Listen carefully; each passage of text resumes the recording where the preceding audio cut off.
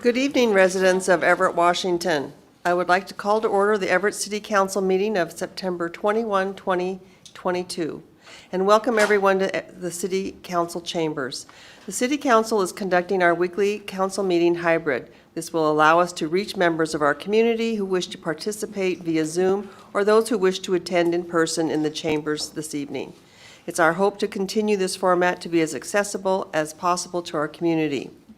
For those who wish to participate in the future via Zoom, you may find the public comment registration form on the City of Everett website under the City Council Department. Once you go to register here to provide comment via Zoom, you will need to fill out the form completely if you wish to provide public comment at a future meeting. After the public comment form is submitted, you will receive an email confirmation with the Zoom link and the phone number to the meeting. Participants must submit this form at least 30 minutes prior to the meeting. Forms submitted after that time will not receive the Zoom link number to speak, but may still participate that day of the meeting by coming in person to the council chambers right up to the time the meeting begins. Please note that we do not allow comments on any kind of campaigning, whether for or against ballot measures or candidates running for office. We also do not accept comments focused on personal matters that are unrelated to city business. With that, clerk, will you please take the roll? Mayor Franklin? Here. Councilmember Fossey? Here. Councilmember Zerlingo? Here. Councilmember Vogely? Here. Councilmember Schwab? Here. Councilmember Ryan? Here. Vice President Toohey? Here, President Stonecipher? excused. And now I would like to ask Councilmember Ryan to please lead us in the Pledge of Allegiance. Please stand.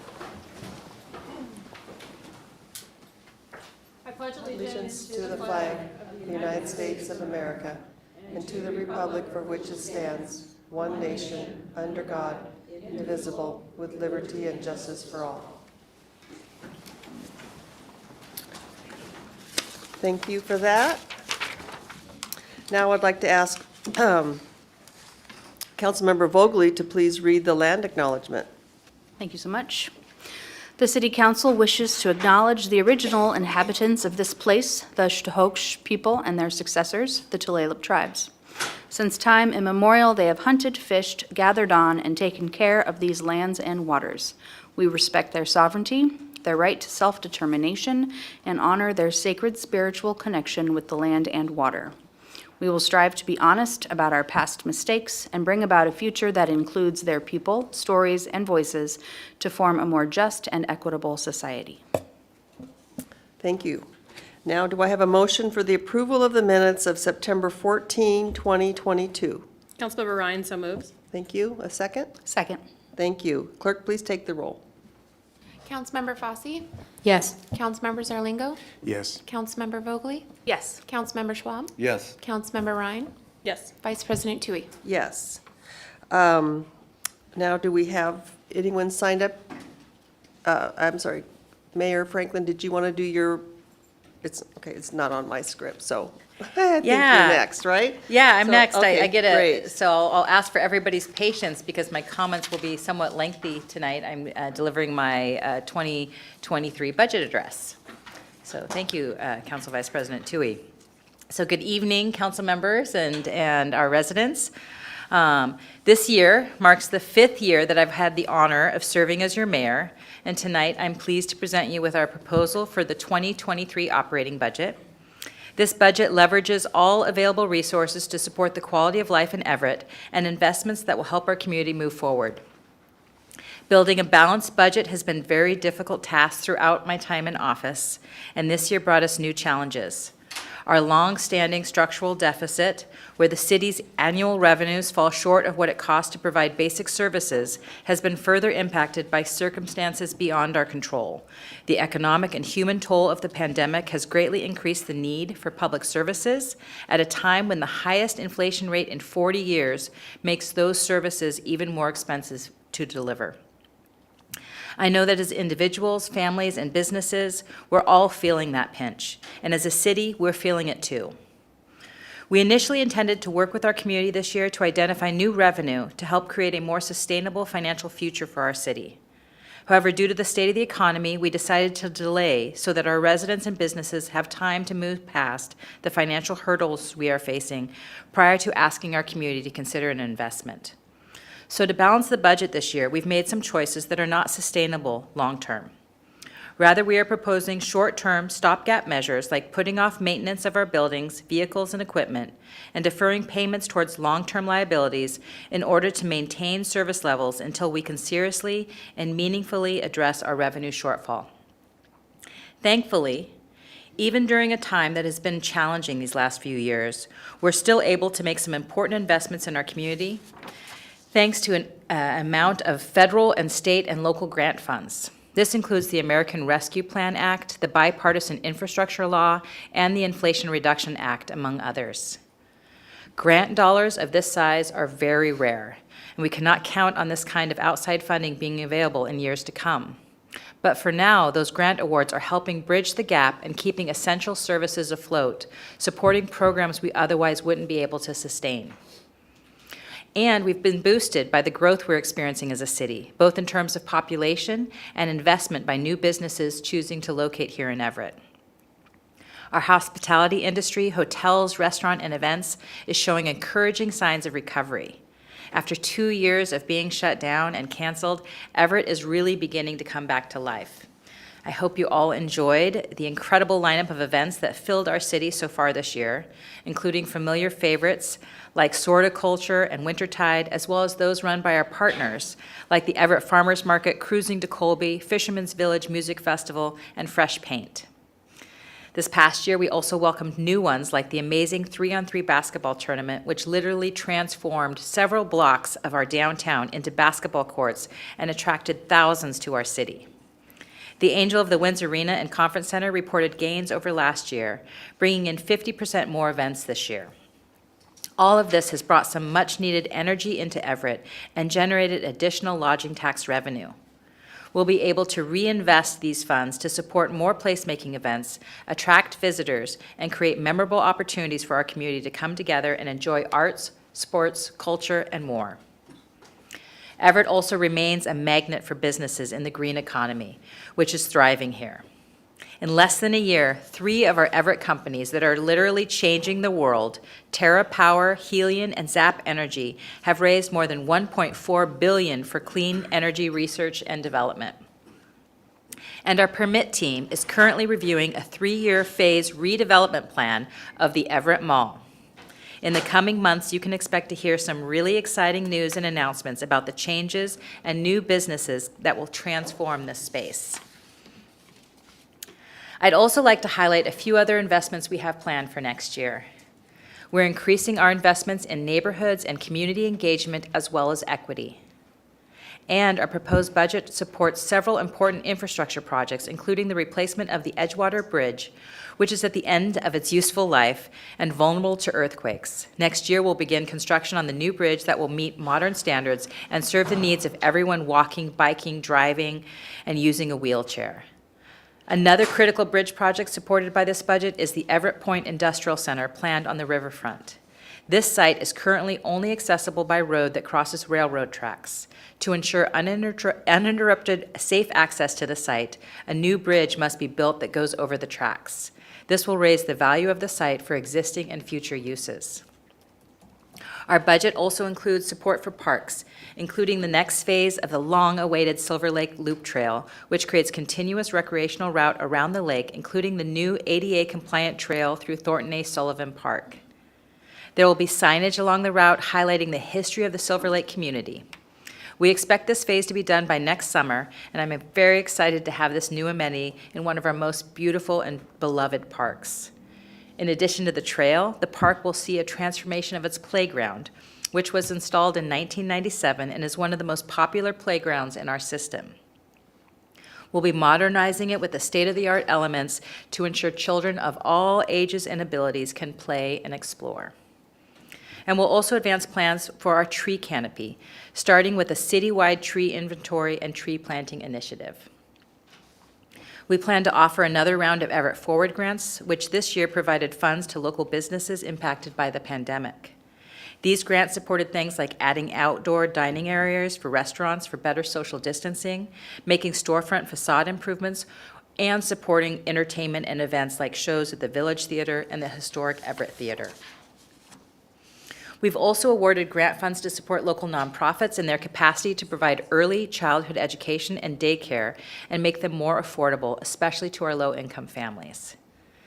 You may recall that earlier this year, we entered into a partnership with the Bezos Academy to open a new preschool at the Everett Station. We expect our doors to open there next year, providing up to 60 children with tuition-free, high-quality preschool. And recognizing our ongoing housing shortage and the need for more housing options at all price points, our budget adds a new housing project coordinator position. This role will focus on identifying opportunities to attract developers to invest and expand the missing middle housing inventory in our communities. We've also hired an engagement coordinator to support our planning team with a comprehensive periodic plan update. We want input and participation at all levels and from all corners of our city in this multi-year process, which establishes the blueprint for how we as a city want to grow to meet the needs now and long into the future for Everett. We'll continue our efforts to alleviate homelessness and address street-level social issues we're experiencing in our community, an issue I know, we all know, has become even more serious during the pandemic. We're continuing our balanced approach of outreach and connecting people with services combined with ample enforcement. In a moment, I'm going to go into more detail about how we plan to strengthen enforcement activities and keep our community safe. But first, I'd like to highlight some of our plans to alleviate homelessness. Our budget supports our pallet shelters, which recently expanded from 20 initial units to 40. Next year, we'll add 2 more locations in other parts of our city. One will serve unsheltered women and children, and another will serve families. Last year, we added new homelessness response coordinator position, and we will continue to support this work to develop strategies and partnerships to provide more shelter and service options for people in our community experiencing homelessness. We'll also be expanding our support for our Human Needs Grant Program with another $100,000 of American Rescue Plan Act funds. This will come to Council for approval at the end of this month. Next year, we'll also roll out our new See-Click Fix app, which will allow residents to report concerns they see in the city immediately via an app. This includes things like encampments, graffiti, potholes, and other hazards or issues. And I'm excited to report that we're moving ahead with plans to add public restrooms to our downtown. Next year's budget adds more mental health professionals to our city teams as well, notably to our fire department and our library. Both of these teams frequently interact with people experiencing behavioral health issues.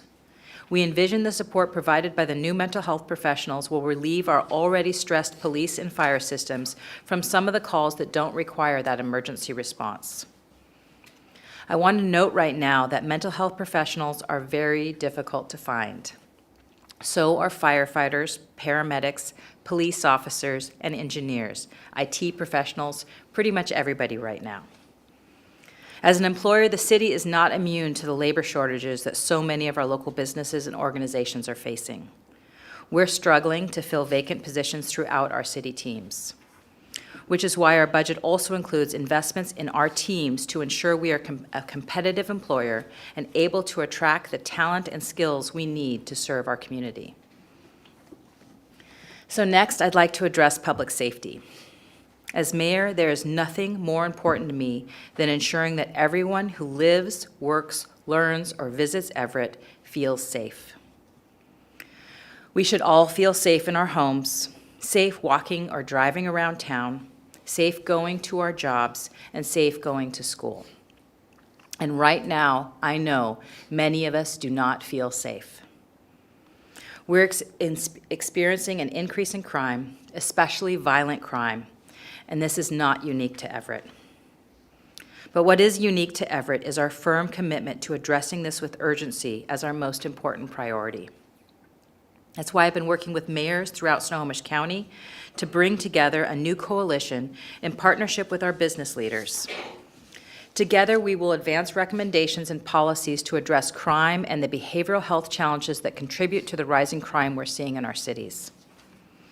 We'll work with Olympia on ways we can fix the legislation that hinders the ability of our local police to enforce laws and protect our communities. We will also partner closely with our Snohomish County leadership to ensure that our prosecutors and the court system are moving in the same direction, enforcing the law, administering justice, and reducing crime. This is not a Democrat or a Republican issue.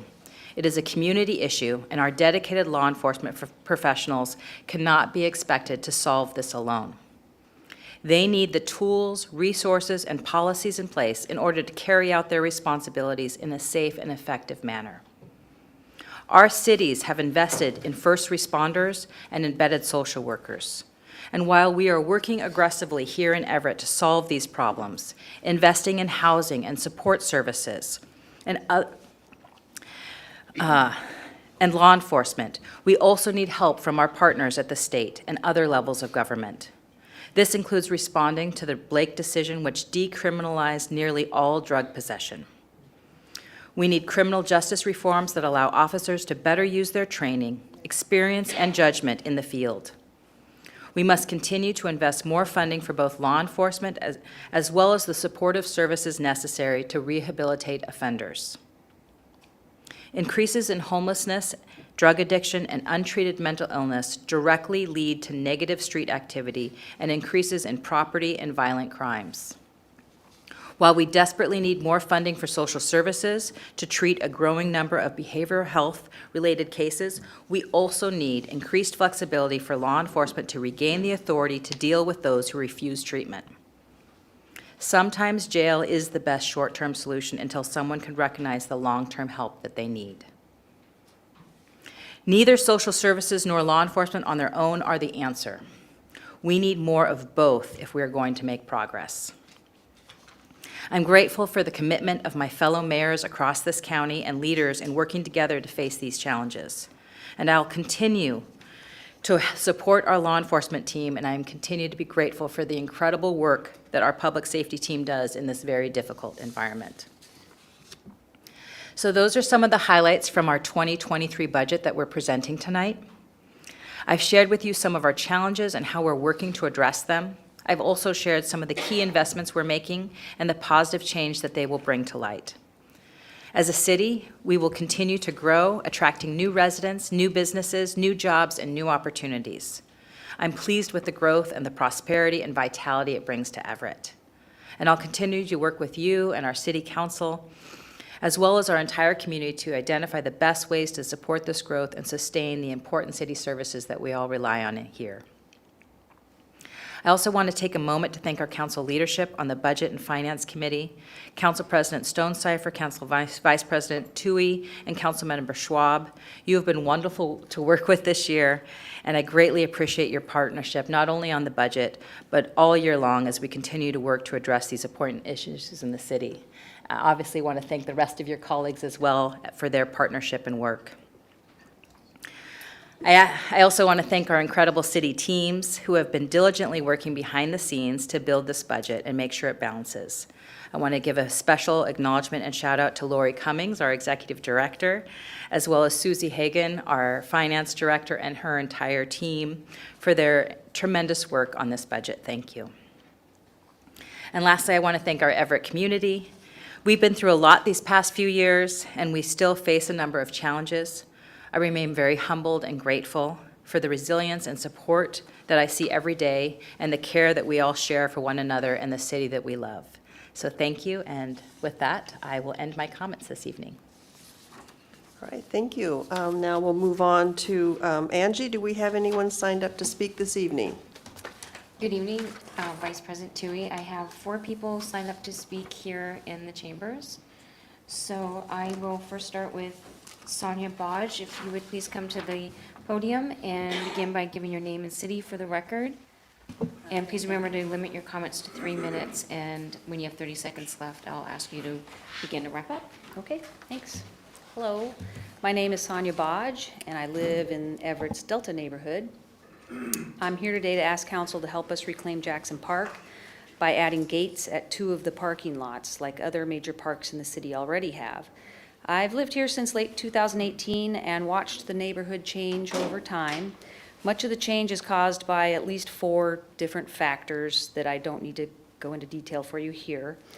Jackson Park is plagued by urban camping, drug abuse, prostitution, gangs, graffiti, crime, and now most recently some shootings. I ask that council bring these issues to their next Public Safety Committee meeting with the intent on installing gates at Jackson Park. Gates will deter urban camping, drug dealing, other illicit activity, and garbage dumping in the parking lots during the hours when the park is supposed to be closed.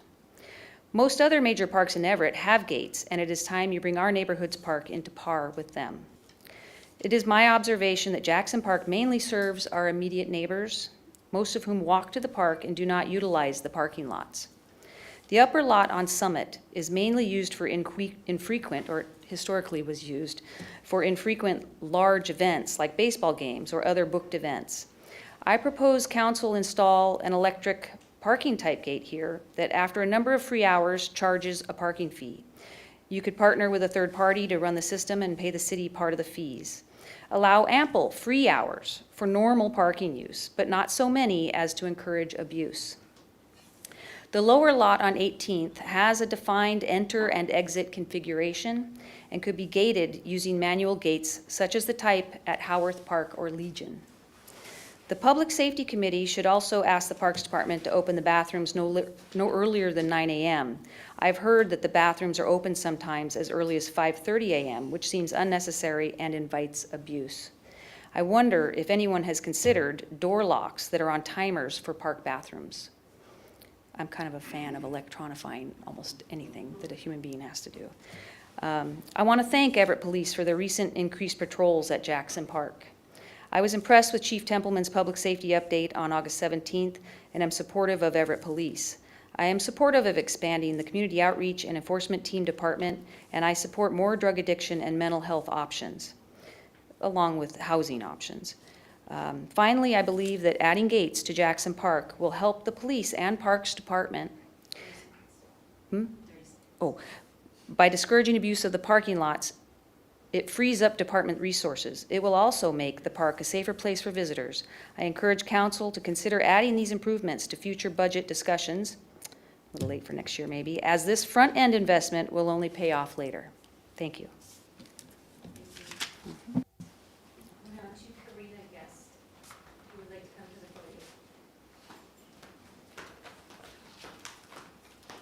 Please begin by giving your name and city where you reside and limit your comments to 3 minutes, 30 seconds, or I might do 2 minutes. Okay, my name is Karina Guest. I was born and raised in Everett as Karina Burns. I am a resident of Riverview Apartments in the Delta neighborhood as well, right behind Henry M. Jackson Park. I've come today as basically a representative of our apartment complex at the very least. I am a long-term ex-IV drug user and also a ex-violent felon.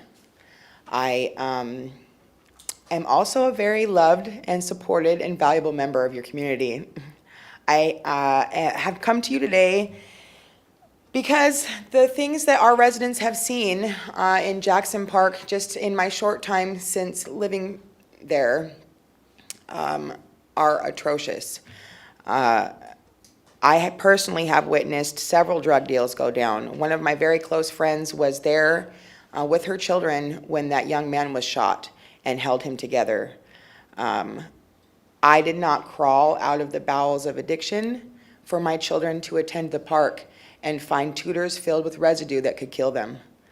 I did not come back to my city to see it in such dismay. I appreciate so much that you have taken into account the fact that our law enforcement officers' hands are tied. I know for a fact that I can tell you that your citizens are ready to rally behind you to give the power back to the people and the power back to law enforcement agencies. Whether there are gates or not is really none of my concern, no disrespect intended. I think that we need to nip the problem in the butt. I have only 5 months clean, but I think that I have a very strong testimony for you especially. There is nothing wrong with giving the power back. I appreciate so much that our government was willing to do whatever it took to try and get people with addiction their help, but what has been done is not helping. They have gone too far in the wrong direction, and now we need to take it back. If we need to reallocate funds for alternative medicines, for state-accredited long-term treatment facilities, then let's do that. You will not be disappointed by the results, I can guarantee you that. I appreciate all the work that all of you are doing daily, and I just want to see our city be the best that it can be. I want my park safe. I want my neighborhood safe. I want our city safe. And I think that we can work together with our neighborhood communities, with neighborhood cities, county to county, to make a huge change for our state. I don't see any reason why not. I am appalled at how little our law enforcement can do to help us stay safe. And we have begun banding together in a beautiful way. And I think that the plan that you have for next year is definitely one that you need to take fast and hard action on. Thanks.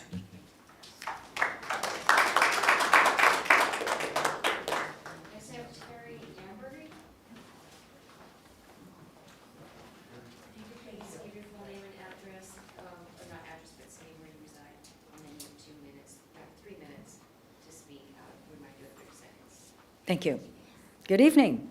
My name is Terry Ambergy. I live in the Delta neighborhood on Cedar Street.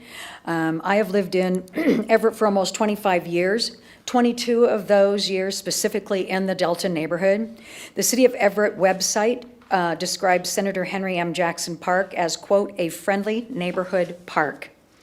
However, over the last several years, I have witnessed an increase in the following: confusing park hours, vandalism, camping, graffiti, rodents, suspected prostitution, drug use, and transactions, and now violent crimes. Delta neighbors and their young families no longer feel safe. Some of my neighbors have become witnesses to the violent crimes, leaving them with lasting trauma, some as young as 8 years old. I agree that drug and alcohol use is a disease and that people deserve a chance for treatment.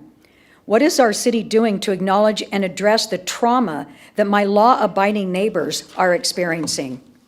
I was taught to not complain unless I was willing to do something to address what I feel needs to be changed. I have been actively volunteering in the Delta neighborhood for all of my 22 years. Respectfully, I would like the City Council to ponder this question: what is the intended purpose of a neighborhood park? I would also like the council to consider the following suggestions: dusk to dawn posted hours. 10 p.m. to 6 a.m. may be dusk to dawn during one season. We have 4. Consistent year-round enforcement. Gates installed at the main and upper parking lots, limiting parking hours to a maximum of 2 hours unless there is a rental agreement. Establish carry-in and carry-out garbage rules for non-permitted park use. All park employees be required to immediately report suspected park violations to the appropriate department, given the time and day of night. Park employees should be required to properly dispose of any garbage left outside of the garbage cans prior to closing. I would like to express that I have had only positive interactions with our park rangers and police. Calls regarding Senator Henry M. Jackson Park have been primarily, quote-unquote, non-emergency. A review of current rules and laws which allow these incidents to continue needs to be changed. I will end with this thought: positive outcome for the benefit of everyone. Thank you for your time. Next, we have Brian Weber. And state your full name and city you live in for the record. You have 3 minutes to speak. Hello, I'm Ryan Weber, Delta neighborhood in Everett. It's great to be back in person again. So I'd like to take this time to acknowledge the senseless crime and violence which is occurring around the city and in the Delta neighborhood at Jackson Park. We are a neighborhood in mourning. In the last 60 days, we had 2 shootings, one a drive-by at dusk, another where a 17-year-old boy was shot at the playground in broad daylight. The shooter ran through my backyard while I was eating lunch with my kids. I also was chased out of the park by a man on foot while another one went around the block in his car to make physical threats of violence to me. This was all in the last 60 days. We're a neighborhood in fear. At this point, it is their park. We've called and emailed, pleading for help with this situation around the park as it spirals out of control. We've reported unsafe and suspicious activity even before shootings started happening. Drug deals, exchange of stolen bikes, and other items take place on a daily basis, while individuals who threaten people with physical violence are allowed to stay 12 hours a day, every day. There's not a single solution to solve all these problems, but we are including a list today of our community-based suggestions. You've heard some of them already. Thank you for your care and consideration in this matter. Vice President Tui, that concludes our public comments for tonight. Thank you. Well, I just want to thank all our speakers tonight. Really appreciate it. I am Chair of the Public Safety Committee, and I will convene with our Chief Templeman and Parks Department as soon as we can to see what we can do. It shouldn't be like this. So thank you for coming and sharing your stories. And, we always feel bad when parks or our city has challenges like this. So we will work as soon as we can. So thank you for coming tonight. Okay, with that, we'll move on to council comments and liaison reports, and we'll start on this side with Councilmember Ryan. Hi, everybody. Yes, thank you for the folks that stopped by today. We've been receiving your emails over the last number of months, and it's great to hear you in person and share more about the stories. And I'd like to give a special shout out to Karina on 5 months. Congratulations, that's amazing. Thank you, Mayor, for your budget address tonight. I look forward to council deliberations and looking over the proposed budget. It's our first budget season with the city, so looking forward to it. Looking forward to it. Only a public servant would say something like that. Let's see, I'm looking for my notes. Over the weekend, I had the opportunity to join for a homecoming event, which was a benefit concert put on by some local folks benefiting local organizations that are working hard to address homelessness in the community. And it was a really inspiring event and a great reminder of just how challenging it is to be a person experiencing homelessness and how long that road is to move up and out of homelessness. So it was just really an inspiring event to be there, and a lot of really great music too. On Monday, I attended the Lowell Neighborhood Association at 7 o'clock, and Brad Chenoweth with the City Parks team joined to share more about the Lowell Riverfront Trail and the work that's being done down there, and eventually it'll connect to an Eclipse Park at the new Eclipse Mill area on the east side of I-5. So that'll be a really great walking trail that eventually I think will make it all the way out to Snohomish, which would be amazing. On Tuesday, I attended the Bayside Neighborhood Association meeting at the library, and Ben Breeden, our homelessness, forget his title. He works on homelessness with the city, and he was joined by Everett Faith in Action members to share more about homelessness in the community. And then adjourned from there upstairs to the library board meeting. September is library card sign-up month, so if you haven't got a chance to sign up for your library card yet, please do. And we heard more also about the One Everett, One Book campaign that's going to be kicked off in a few months. So keep your eyes peeled for more on that. And tomorrow, the Economic Development Committee, which I am the chair of, will be convening to talk more about upcoming ARPA plans and whatnot. So be sharing more about that, and I will be banging my perpetual drum about how economic development can't happen without access to affordable childcare. Thank you. Thank you. Councilmember Schwab. Thank you, Mayor, for your budget address. I know there's many challenges in putting that together, many challenges ahead. Thank you, speakers, today. I'm proud of you guys. Good job. 3 minutes goes quick. I did have a couple of things to report on. I attended the Seahurst Harborview neighborhood group, and I would just encourage, of course, all of you here in this room, and maybe you are watching, are already somewhat involved in the city, but I just want to encourage you to talk to your friends and neighbors that live in the city and get involved in your neighborhood groups. It really is a great tool to get to know your community, get involved, not just when things are in trouble, but also celebrations and that sort of thing. So I would just encourage all of you to be a part of your neighborhood group. Our governmental affairs committee has been meeting. We've been meeting with each department head in the city and reviewing their needs for this preparing for upcoming legislation. And so that's been going really well. And there's also a lot of challenges. And so I appreciate the mayor and their staff working very, very hard on preparing those briefings. That's all. Thank you. Councilmember Vogely. Good evening, everybody. Thank you, Mayor. I'll have to rewatch it because I couldn't hear every single sentence. I know I missed a few things, but you'll hear from me. No, but thank you for the budget address. And thank you so much, Delta neighborhood folks, for coming out and letting us know how it's going. And also, big kudos, congratulations. I'm sorry if I've forgotten your name, Karina. 5 months, so keep it up. And we are the legislative branch of the city, and we will be looking into all sorts of legislative changes that the city can do. And then there's county stuff and state stuff and federal. So, anywho, I also went to the homecoming benefit concert. It was really awesome. So like Cocoon House benefited and domestic violence services, and a few others. So thank you to all of the folks putting that on and giving. And I am participating in the hashtag Week Without Driving.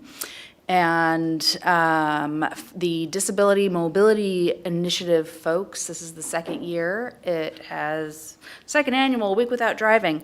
And as a person who typically traverses barefoot, also taking the bus, I mean, I'm always cognizant of how the roadways and sidewalks are, watch out for glass. I do, probably more than you do.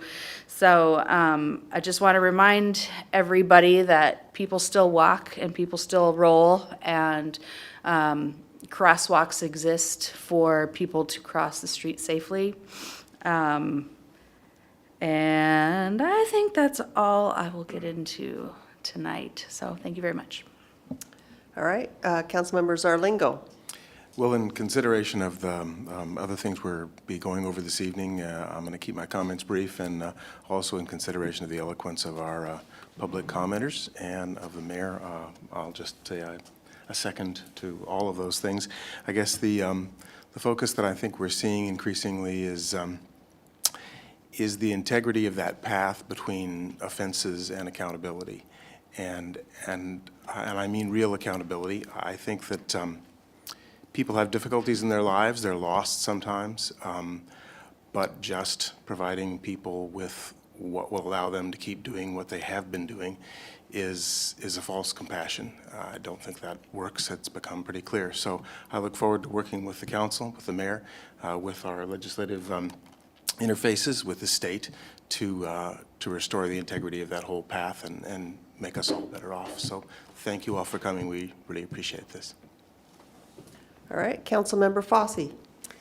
Thank you. I wanted to also give my appreciation to the mayor for your presentation. It's a lot of great things to be looking forward to and changes. And then big thanks to the community members who came and spoke and shared your stories and increased awareness on what you're seeing and facing and worried about on the daily. It's very helpful to keep us informed and aware of what's happening.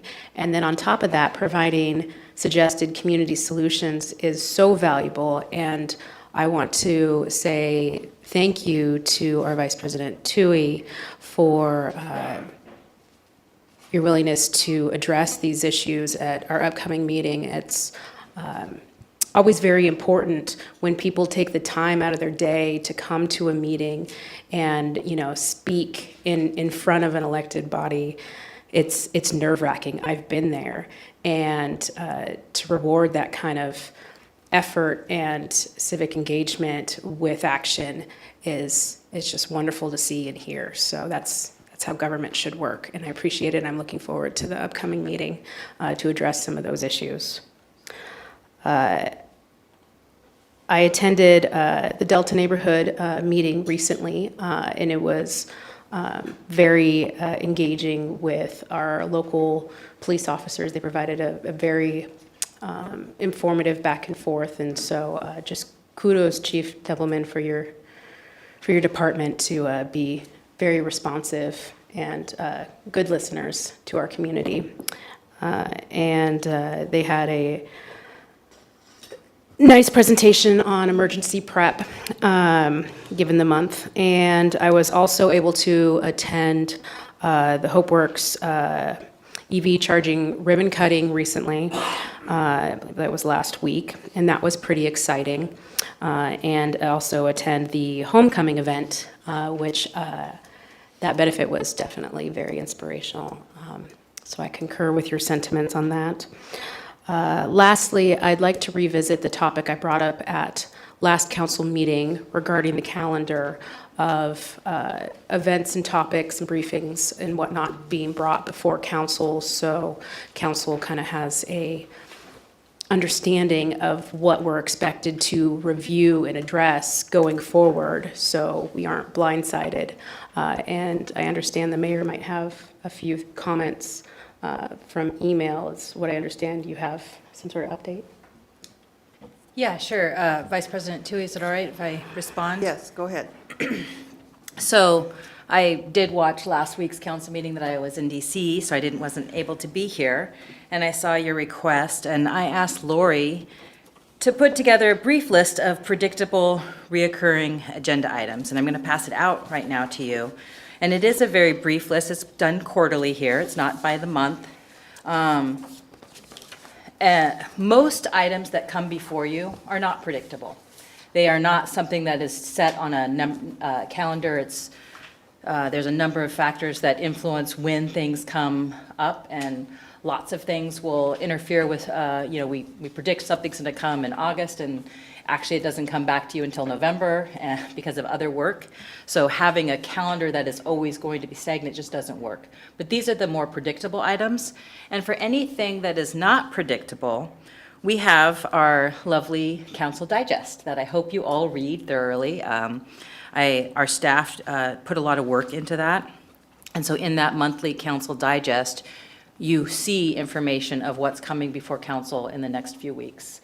The goal of that is it's a digest that we started just a couple of years ago, is to really help inform you, keep you up to date of anything that is of importance, of public importance that's going to come for your review. For example, the red light camera issue was in the September digest. So we try to, anything that's going to be interesting or of note, we put in that digest. And I would encourage you all to just read it as soon as it comes out. Definitely follow up with me if you have questions or concerns with an item.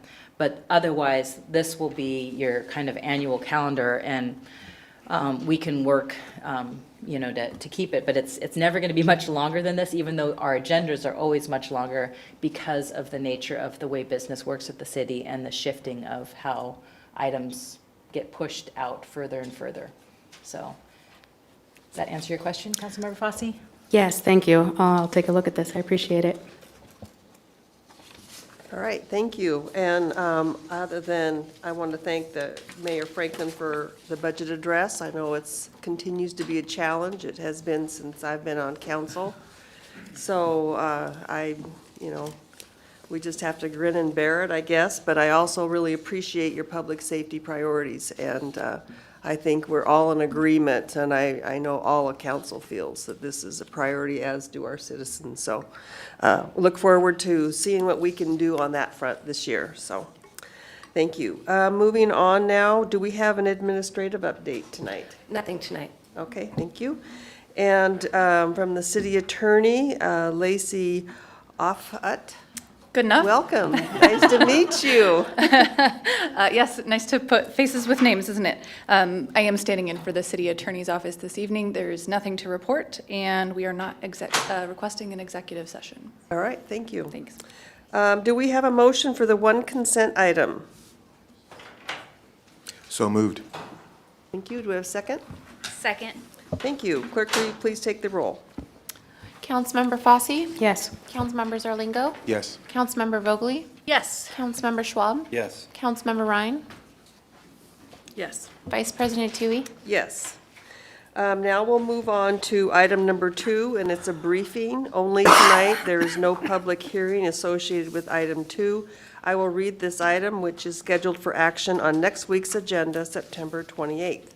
Item number 2, approve the resolution concerning 2023 human needs priorities on September 28, 2022. And I understand Kimbra Landry, our Community Development Manager, is here to provide a presentation on human needs priority resolution.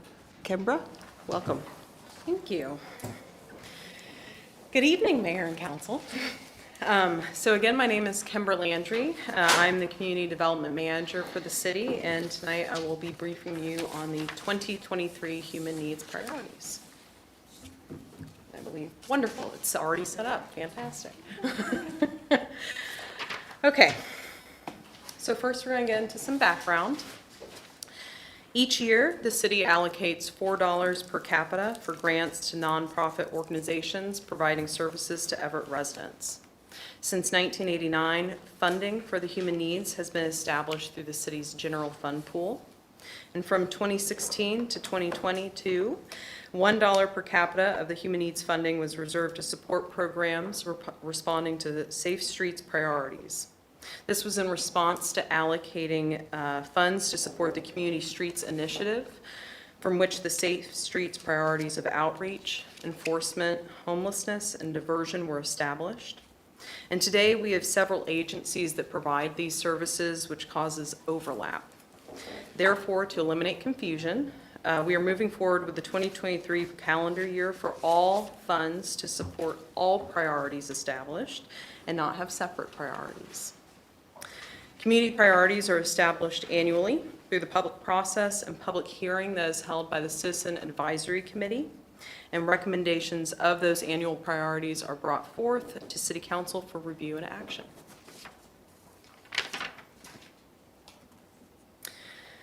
So for 2023, our priorities and supporting activities are as listed on the screen.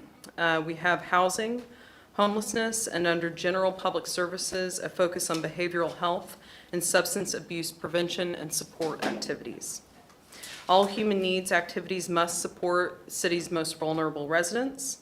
And as you can see, this is a bit of a shorter list, but we do have additional priority needs for other community development funding, which will come before council at a later date. And I apologize, this has an incorrect year. That's supposed to be 2023. So I'm going to go ahead and just make that correction now. So staff is requesting action from City Council through the adoption of a resolution for the priority needs. The action is scheduled to come before council next week.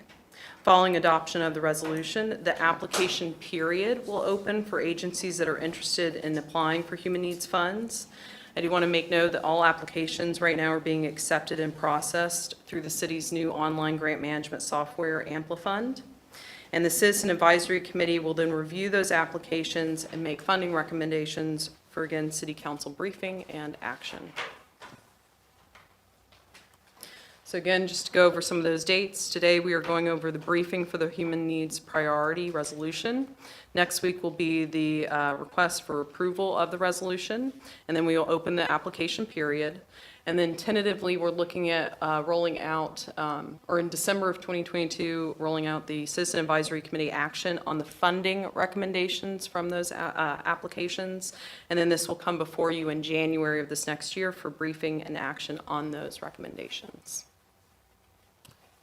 All right, thank you. Well, we'll Thank see you if so we have much. any questions from council members. Anybody have any questions for Kimbra? Yes, Councilmember Ryan. Thank you.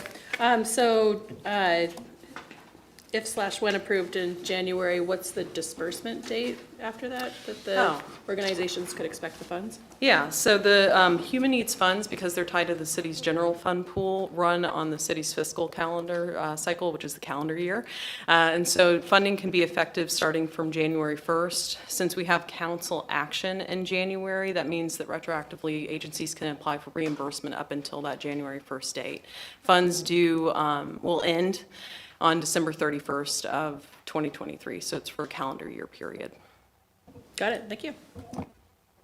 Kimber, I do have one question. So what's the deadline for the applications? A good question. So our notice of funding availability for human needs has not been completely determined yet, but we're going to be opening it up for about 4 weeks. We expect to launch that in mid-October at this point.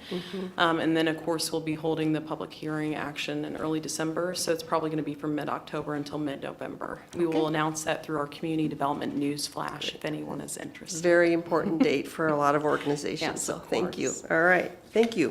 Anything else? Yes, Councilmember Zarlingo. Just a quick thanks to those who are getting involved, the community members. I guess in this case, it was the Housing and Community Development Citizen Advisory Committee.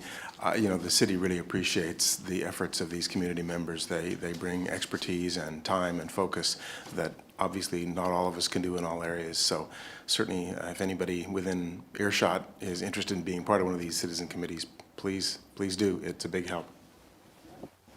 Thank you. Thank you, Kimbra. So now moving on to item number 3, the revenue and expenditure briefing and public hearing for the 2023 operating budget. I will now open the public hearing for item number 3. Tonight, we have Susie Haugen, the city's finance director, here to brief us. At the conclusion of her presentation, I will ask if there are any members of the public to speak on this item. I'll close the public hearing and ask council members if they have any questions or comments. So we'll let Susie.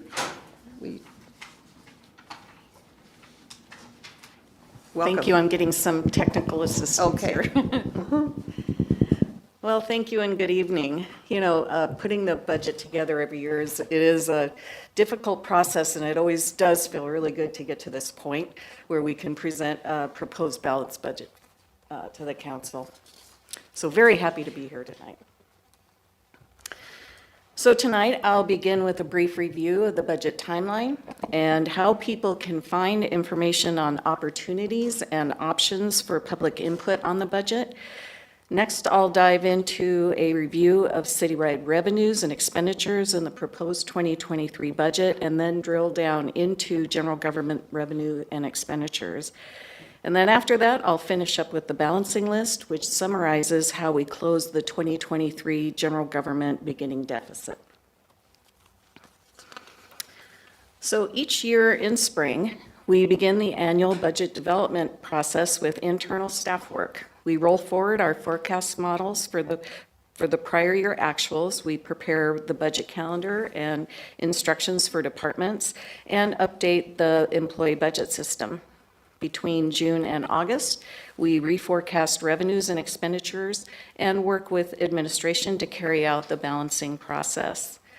Although it can occasionally extend into early September, we do target the end of August to have the proposed budget finalized and narratives updated.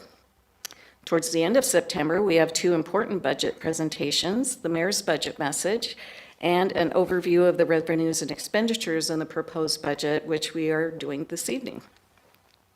In mid-October, we distribute the proposed budget books to council, administration, and the clerk's office, and we publish it on the city's website. The budget books contain the budget narratives, which describe the work of each department, staffing allocations, and performance and workload measures. There's also additional detail in the form of tables and charts that provide history and forecasts of actuals and budget allocations for all funds. In November, we submit the annual property tax ordinance to council for 3 readings and a public hearing. And we have 3 budget hearings that run concurrently with the 3 readings of the budget ordinance. This year, the first budget hearing is scheduled for November 16th. The last budget hearing and vote on the budget ordinance is scheduled for November 30th. We encourage public input in the budget development process. We have information regarding how the budget is developed and how people can participate on our website. There is a list of council meetings at which the public can provide input, as well as information for other options for anyone who would like to provide input but may not be able to attend a meeting, such as completing an online form, emailing council, or calling the mayor's office or council office. Contact information is provided, including email addresses and phone numbers. So now on to the 2023 proposed budget. Please note that both the citywide and general government numbers that I'll be presenting tonight do not include ending fund balances. The reason why those are excluded from this presentation is that departments cannot spend ending fund balances without additional council approval. So the numbers that are in the following slides better represent the expenditure authority that council will be considering in this proposed budget.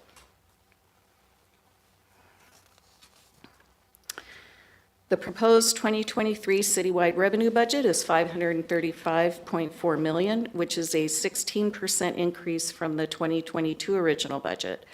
The change is due primarily to a water and sewer bond issue that is planned for the first quarter of next year, plus a modest contribution from growth in charges for services and taxes.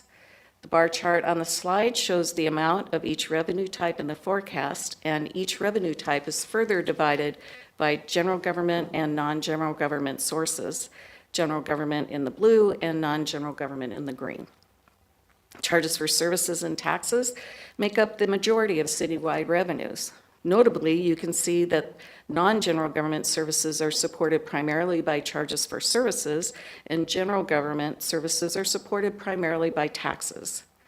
Service fees and taxes together make up 61% of total revenue. The largest component of service fees is water and sewer rates, which account for $107 million, or 63% of this revenue category. The largest component of taxes on a citywide basis is sales tax, which accounts for 42%. Transit and general fund are the two main recipients of sales tax. As previously noted, debt proceeds of $103.6 million are anticipated from a water and sewer revenue bond issue that is planned for next year. Grants and other federal revenue consists of federal and state grants, community development block grants, the CHIP program, and other confirmed grants. Transfers at $31.6 million represent internal movement of resources between funds rather than new money coming into the city, and includes items like the cost allocation program. Miscellaneous revenue includes interest earnings, surplus proceeds, facility rentals, donations, and general miscellaneous items. The total for 2023 is $28.6 million. Intergovernmental revenue includes state shared revenue and impact payments. The total estimate for 23 is $7.9 million. Licenses and permits are forecast to be $4.1 million, and fines and forfeits at $0.8 million. The 2023 proposed citywide expenditure budget is $543.7 million. This chart presents the budget distribution in fund type order. As you can see, the city's enterprise funds are the largest, with a combined budget of $288.6 million. This is not surprising, as our regional water and sewer utility are included in this group. The utility serves a population of roughly 600,000 for water services and 160,000 for sewer services, both far more than the population of just the city of Everett. Enterprise funds are mainly self-supporting and are expected to operate in a manner similar to private businesses. Next in line is the general government, which represents the city's basic services such as police, fire, parks, library, and streets. The 2023 proposed general government budget is $155.3 million. Special revenue funds account for activities that are supported by revenues that are restricted for specific purposes. Examples include our capital reserves, EMS, criminal justice, CDBG, and the CHIP program. The proposed budget for special revenue funds is $48.7 million. Internal service funds account for activity that provides goods or services to other funds or departments, like our motor vehicle division and insurance and health benefits reserves. The 2023 proposed budget for internal service funds is $43.5 million. The Left One pension funds accumulate funding for pension and health benefits for retired Left One pensioners and to pay current costs. The 2023 budget estimate for the Left One pension is $4.7 million. And finishing up the list is debt service, which pays the annual principal and interest on general obligation debt. Water and sewer revenue debt is budgeted directly into the Water and Sewer Enterprise Fund. So now we'll drill down to just the general government budget. But before I start with the general government revenues, I do want to note that this forecast does not incorporate a recession. There are a lot of arguments, both for and against lately, and what is particularly challenging right now is that there are mixed signals coming from the leading indicators. That said, the revenue forecast we are proposing does look towards slower growth in 2023 than what we have experienced this year, rather than recession, which is consistent with the State Economic and Revenue Forecast Council's forecast. Ultimately, considering the high degree of uncertainty that there is in the economy right now, we did not want to create a forecast that could unnecessarily force service reductions at this time. This chart illustrates the city's dependence on taxes to fund the delivery of basic public services. In the proposed 2023 budget, taxes, which include property, sales, business and occupation, the utility and transit payment in lieu of taxes or pilots, and other taxes provide $116.8 million or 78% of total funding for general government operations. Transfers, which include items which represent funds coming into the general fund to support basic services, are estimated at $12.4 million. State revenues, which include items like gas tax, liquor excise tax, and tax on marijuana, come to $6.8 million. Interfund service charges and charges for goods and services together are estimated at $7.1 million in '23. Interfund service charges account for the amounts general government funds charge enterprise and internal service funds for services we provide, such as HR, legal, IT, finance, and facilities. Charges for goods and services represent fees that individuals or businesses pay the city for specific services, such as development fees, wildfire reimbursements, animal shelter fees, etc. We have $2.5 million in grants thus far for 2023. We'll bring forward additional grants as they are awarded through budget amendments next year. Permits, licenses, and franchise fees are estimated to come in at $2.1 million in '23. Examples of this category include general business licenses, parking permits, and cable franchise fees. Miscellaneous revenues, which include rents, interest earnings, and donations, are forecast at $1.3 million for '23, and fines and forecast at $840,000. Now we're going to move on to the general government revenue history and 6-year forecast. Although typically we're just looking forward at this point in our annual briefing, I thought it'd be interesting to see how revenues have changed from 2019, the year prior to the pandemic. Economic factors in this forecast include an expectation, as I noted, of a slowing economy as a result of the Fed's actions to control inflation, the high level of awarded grant activity in 2022, 2023, and 24 that we do not have in the out years, and a reduction in transfers. We'll start with the 4 largest revenues: property tax, sales tax, B&O tax, and utility taxes. Property tax is the general government's largest single funding source. The 2023 budget includes the 1% increase allowed by state law, which totals $393,823, plus an estimated $213,000 from the assessed value on new construction. The stability and predictability of this revenue stream is illustrated in the straight line forecast, which includes the 1% increase as well as assumptions for new constructions in the future. I'll be providing examples and additional information at the briefing for the annual property tax ordinance in November. Sales tax is the second largest source of general government revenue. For 2023, we are forecasting receipts to be fairly flat from the 2022 revised forecast. However, it is a 12% or $4.1 million increase over the 2022 original budget.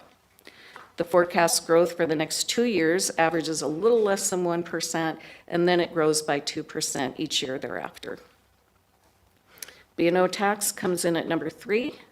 B&O was hit hard by the pandemic, and the forecast has been dominated by what's happening in aerospace. We're seeing a little lift in 2023 as the delayed delivery of the final 787s that were built in Everett is expected to happen towards the end of this year and in early next year. In addition to the B&O tax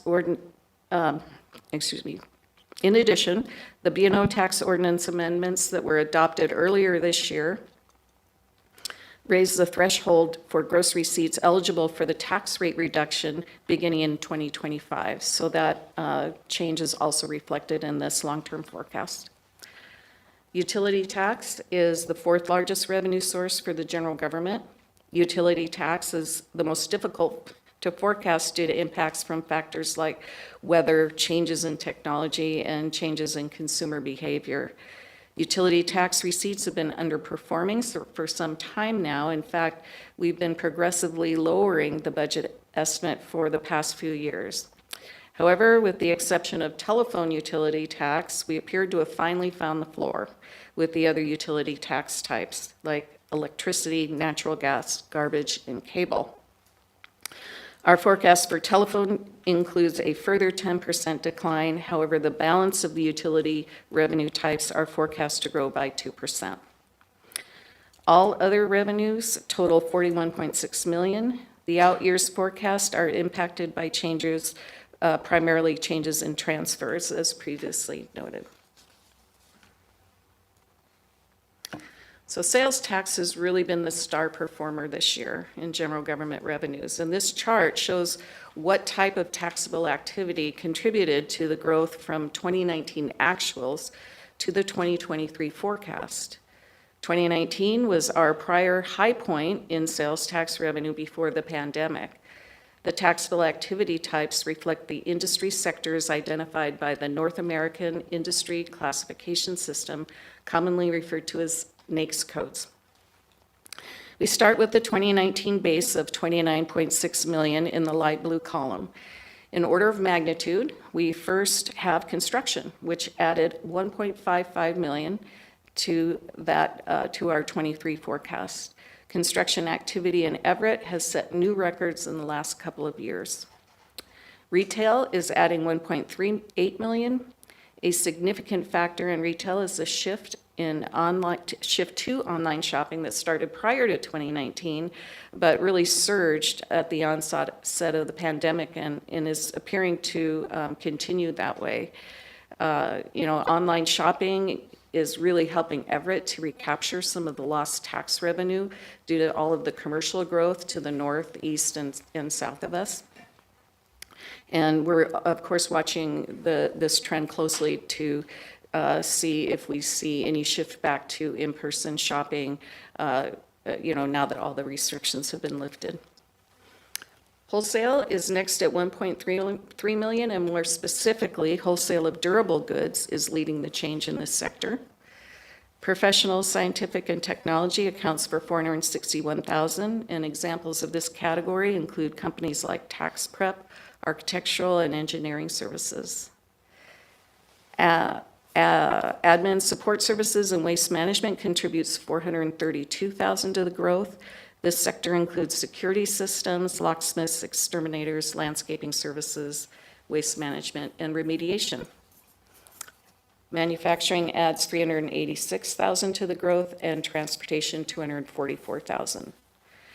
Food services and accommodation, which had been very hard hit by the pandemic, is now forecast to be slightly ahead of pre-pandemic levels, with 44,000 of the growth. And finally, all other sectors together contribute 642,000 to the overall difference between our 2019 actuals and 2023 proposed sales tax budget. This next chart shows the proposed general government expenditure budget by function. Approximately 77 million is allocated to public safety, which represents about half of the total general government expenditures. Department support is allocated 25.4 million.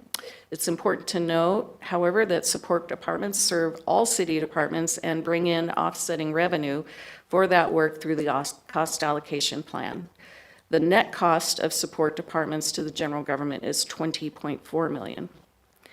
Community programs account for $16.9 million. In addition to the $16.9 million in general fund resources, departments in this category have additional funding available from special revenue funds, such as the Parks and Library Reserves and CIP funds. Infrastructure expenditures in the proposed budget total $16.9 million.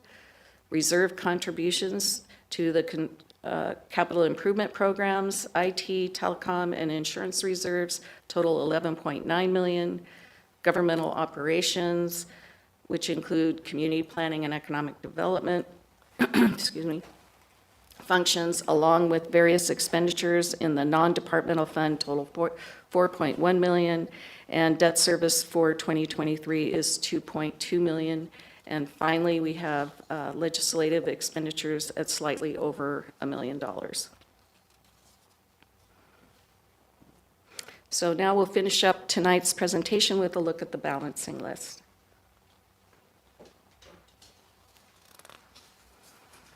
We'll start with a summary view of where we began the process and how we came to a balanced budget for 2023. Looking back to December of 2021, we began with a $13.2 million deficit forecast for 23, which was projected to grow to $30.8 million by 2028. We then brought forward the $5.5 million of 2021 budget variance, which reduced the 2023 deficit to $7.7 million. Now we'll go through the changes that went into the revised forecast as a result of the budget development process. This slide summarizes the updates we made to the revenue forecast. The most significant changes were to sales tax and B&O tax, which together total $6.9 million. As previously mentioned, our 23 revenue forecast assumes a modest slowing of growth from 2022 based on the Fed's actions to lower inflation. The increase in these taxes is significant over the 2022 budget, but represents more of a modest change over the revised forecast. Other changes include $500,000 in GEMT funding, which recognizes the higher reimbursements we have been receiving through this program. We also have just under $416,000 in transfers from the ARPA fund to cover projects that will continue into 2023. Our utility and transit pilots will bring an additional $375,000 due primarily to anticipated rate and consumption growth in water and sewer services, and there are dozens of small changes to various line items that together sum to $176,000. The total of all revenue updates is $8.7 million. For expenditure changes, we start with the ongoing impact from the 2022 budget amendment, number 1, which increased costs by $1.2 million. And looking back to the mayor's message in her address, she mentioned that we had to make some unsustainable choices in order to bridge the funding gap until we can ask our residents to support a revenue option to close the deficit. The next two items reflect those decisions, including suspending funding for the Left One Police and Fire pension funds, and we're also proposing to reduce the contribution to the Vehicle Replacement Fund by $388,000.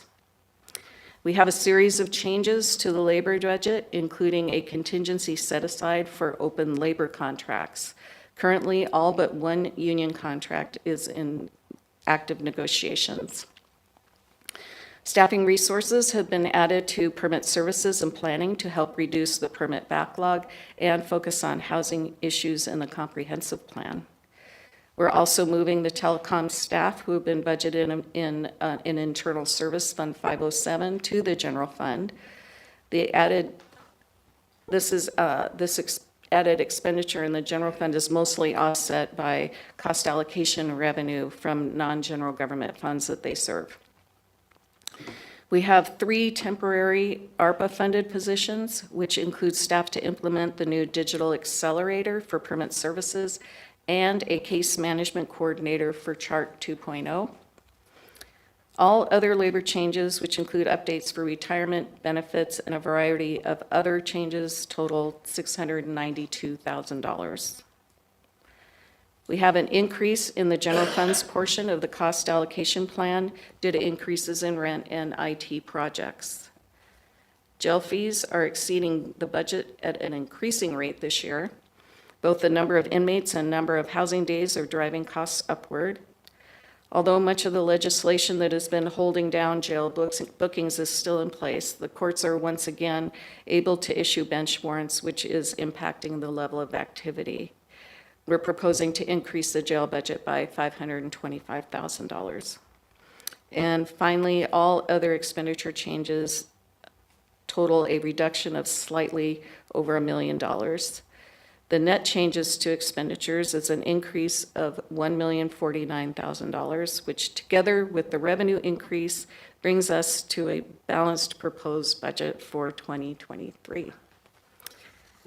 And that concludes my briefing for this evening. I'd be happy to answer any questions. Thank you.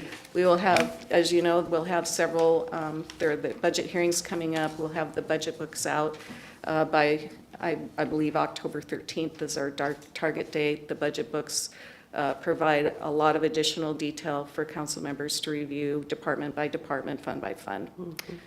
So we can look forward to that. Great, thank you, Susie. Angie, are there any members of the public wishing to speak on item number 3? No, there's not. Okay, during the public hearing. Having received any public comments, do I have a motion to close the public hearing? Vogely moves to close the public hearing. Thank you. Is there a second? Councilmember Schwab, second. Okay, clerk, will you please take the roll? Councilmember Fosse, Yes. Councilmember Zarlingo, Yes. Councilmember Vogely, Yes. Councilmember Schwab, Yes. Councilmember Ryan, Yes. Vice President Tui. Yes. I will now ask council if you have any further questions or comments, and it looks like we have a few, so we'll go ahead and start with Councilmember Fosse. Nothing at this time, thank you. Okay, Councilmember Zarlingo. Lots to digest. Thank you, Susie, for your work on this and for your presentation of it. This is a lot to get through. One particular question, there was sales tax in construction. Is that sales tax mostly from commercial construction or residential construction, or do you have a sense of the? It's both. It is Actually, both, yes. significant amounts in both? Yes. Okay. And for that, actually, I was glad to hear of the plan by you and the administration to beef up some of the permit services. It sounds like one of the things that's holding us back in a number of ways where we can do better is to have that more streamlined and more active. The other way I'd like to look at this, but not right now because I need to learn more, is in terms of headcount and some of the changes that way, because the dollars are one thing and they are what we manage to, but headcount is what people actually see and those who do the work. So I look forward to learning more about that, hearing more, but that's on me. Thanks. All right, Councilmember Vogely, do you have anything? Thank you, Susie. It's been a long time. I've missed your voice and face. Not that you necessarily bring us good, wanted information, but you and your team do an extraordinary amount of work, and thank you. I don't have any questions right now, but you bet I will get them to you when I do. Thank you. Great, Councilmember Schwab. Yeah, thank you, Susie. I don't want to get too much in the weeds tonight, but maybe some overall picture I get the impression that this year's budget, we're much more dependent on sales and B&O taxes. Is that fair to say? That is fair to say. Yeah, which fluctuates, which is our future, is much more unknown when we depend upon those types of sales revenues, unlike a property tax, correct? Correct. And then I had just one other thing. I noticed that your revenue forecasts were between 1.5% and 2% for the next 5 to 10 years. Yes, our forecast is for 6 years, and 6 that years. would be correct. Yeah, okay, thanks. And then Councilmember Ryan. Thanks. Would you mind giving a brief overview of when the levy lid is lifted 1%, as it does, you take the 1% each year, can you just give the public a reminder of what that means? Yes, so the city is allowed to raise its property tax levy, the amount of property tax that it can collect from all property owners in Everett by 1% per year. So I'll be providing much more information on this during the briefing on the property tax ordinance, but essentially that just means that we get to increase what we're going to collect by 1%, and in this case it totals about $390,000. That, in addition to that, we also get to add to our property tax levy any amounts that became available from new construction going on the property tax rolls.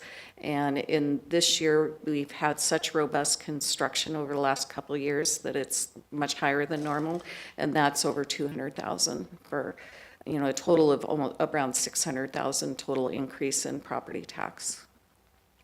Thanks. And as we move forward through the process, if council members do have questions, as things come up, what's the best way and best channel that we can ask those questions? Well, certainly, you can forward any questions to Lori, and she can get them to me, or You can include Susie. and copy me on those requests, and then we can turn that around for you. Thanks. Great, thank you. Susie, again, thank you. Yeah, I really appreciate the way you present all of this information. Your charts were great, and I really appreciate the 2019 comparison, because that, 2020 and 21 were kind of, hopefully we won't go back there, but I appreciate that, and that's quite an equation you gave us tonight, so thank you for that, Susie. Thank you. Any other questions? Yes. Just one quick comment for anybody outside of the sort of insiders here. The 1% applies to the property tax piece that the city gets, which is a small minority of the total property taxes. So when people hear 1%, I think they think of 1% of the total number, and that's not what we're talking about here. It's 1% of what the city gets, and it's just easy to forget that and misunderstand the implications. Yeah. Susie has a great pie chart on that, I remember. Yeah, you'll see it again. Yes, And good. Susie, that's 5%. I'm sorry, the city collects about 5% of the property tax goes to the city, or less? Actually, the city's, I think, is closer to 20%, but we have about, what you're thinking of is the MS levy, Yeah. which represents about 5%. Okay, thanks. All right. I did have one last thing, a request for future presentations to increase the font size a little bit. Bit of an eye exam, thank you. All right, well, with no further questions and no further business and no executive session, we are now adjourned.